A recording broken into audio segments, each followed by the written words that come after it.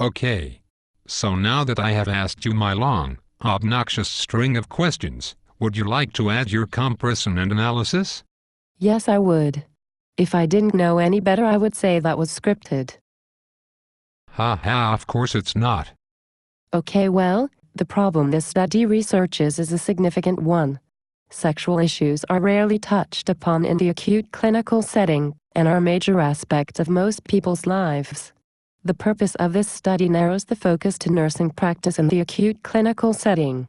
The literature review provides direction and rationale for this study by proving a deficiency in care given by medical professionals, nurses included. The objectives of the study are clear, concise, and lead directly to the purpose and findings in the study.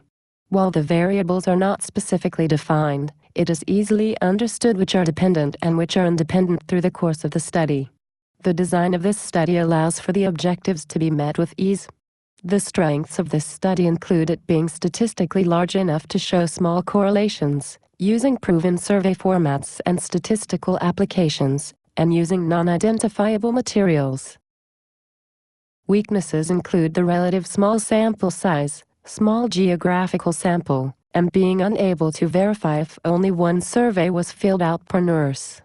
Potential biases include reasons for selection of the 3 care areas surveyed, as well as fear of identification by the nurses. The sample size was large enough to avoid a type 2 error and was proven by power analysis. There was no attrition in the study. The rights of the subjects were addressed by all subjects receiving information regarding their rights prior to the survey and all information being kept unidentifiable. The care areas and nurses surveyed are typical of most clinical settings. The techniques, as well as the instruments used to collect data, are documented within the study. The validity of the survey instrument is not specifically addressed and required further investigation on the reader's part, but did prove to be valid and reliable. The training of the data collectors is not noted in the study, though the process they used is. The data collectors simply read a script and handed out the paperwork to subjects. This indicates the training of the collectors is of minimal importance. This also indicates the process was consistent and ethical. The results and analysis answers the objective listed in the study adequately. They are appropriate to the type of data obtained, and there are tables to help with understanding the data and to emphasize certain information. The findings in the study, both significant and insignificant, are evaluated and discussed. The significant findings are addressed as to how they may prove to be clinically significant.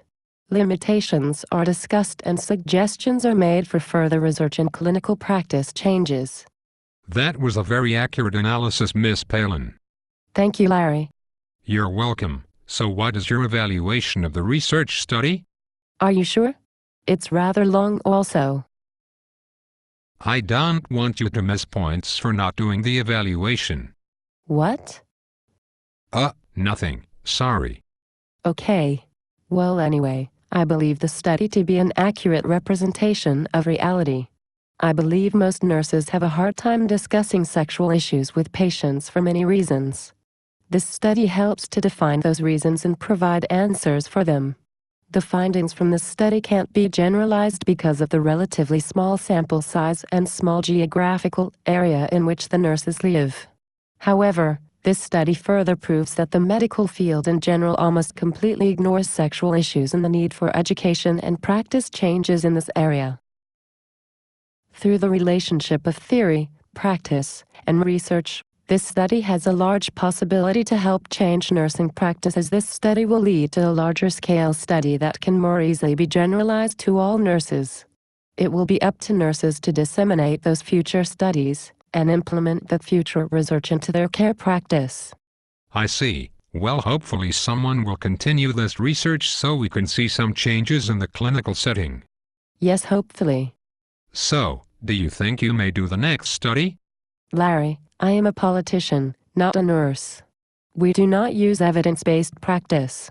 We just govern by the seat of our pants. Ha ha, of course. What was I thinking? A politician using evidence-based practice is ridiculous. Ha ha ha, indeed. Well, that's it for the show tonight, ladies and gentlemen. I hope you all enjoyed the show. Have a great night. See you next class. I mean show. A good night.